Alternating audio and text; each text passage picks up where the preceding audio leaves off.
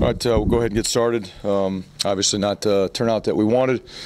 We got decimated with injuries in our secondary and, gave up several big plays in some critical situations there in the first half where it got out of hand. And, appreciate our players continuing to fight in the second half. Just really feel bad for them.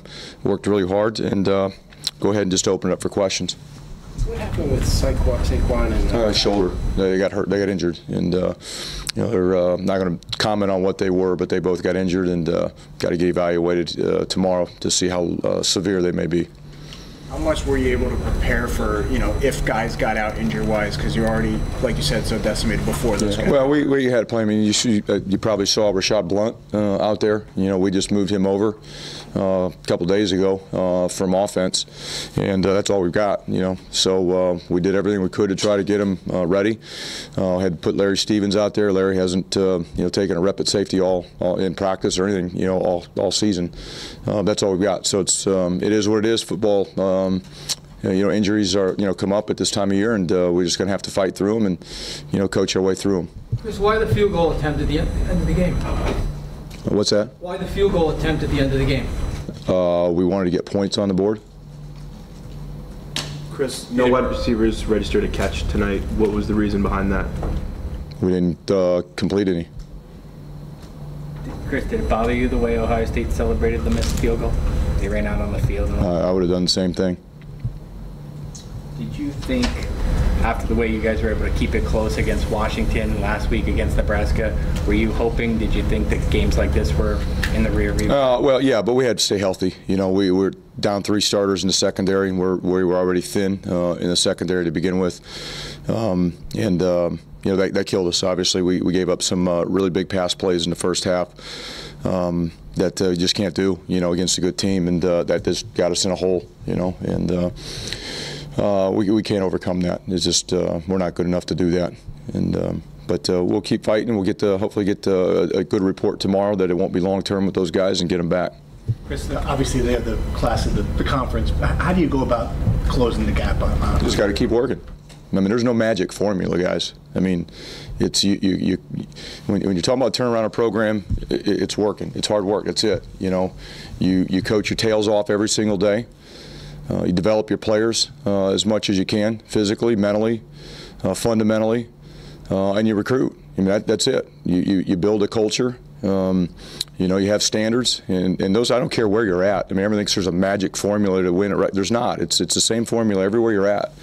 And it's going to take us time to do that. That's where we're at. We have to coach, we have to develop, we got to recruit, we got to continue to build on our culture. I love the culture that we have. I love our football team. I said that way back at the start, and I'm not going to back away from that. I love coming in here to work every single day with these guys. They got a great attitude. They love each other. They work extremely hard.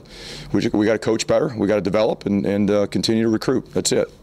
I know that neither quarterback played particularly well, but have you considered making a change now? No, we got a week off here this next week. Right now everything's going to be on the table. We got to look at our personnel. We got to evaluate injuries. We got to evaluate what we're doing, and we'll take this next week to do that.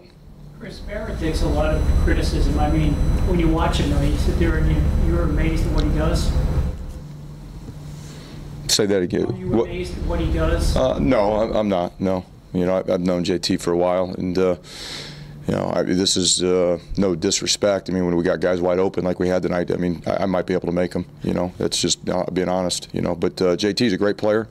JT is a leader, and I've got nothing but respect for JT, and he obviously makes a lot of plays for that football team. It's discouraging to see the stadium empty like that at halftime. I'm not worried about it. I'm worried about getting our players better.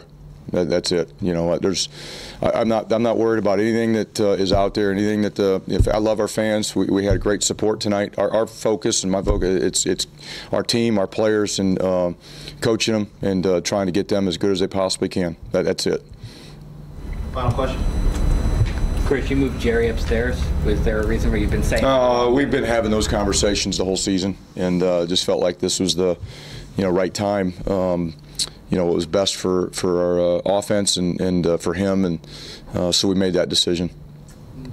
Just to clarify one thing, on Jerry asked about the field goal. You didn't kick one when it was 42-0 you ran a play with Kyle Bolin. Yeah, because we were hoping to get a first down. I mean, it's the game at the end. We wanted to get points on the board. You know, that's it. You know, trying to avoid the goose egg. I mean, that's simple as that. You know, when you're in that situation, that's what any coach would do. Try to get points on the board, and that's what we tried to do.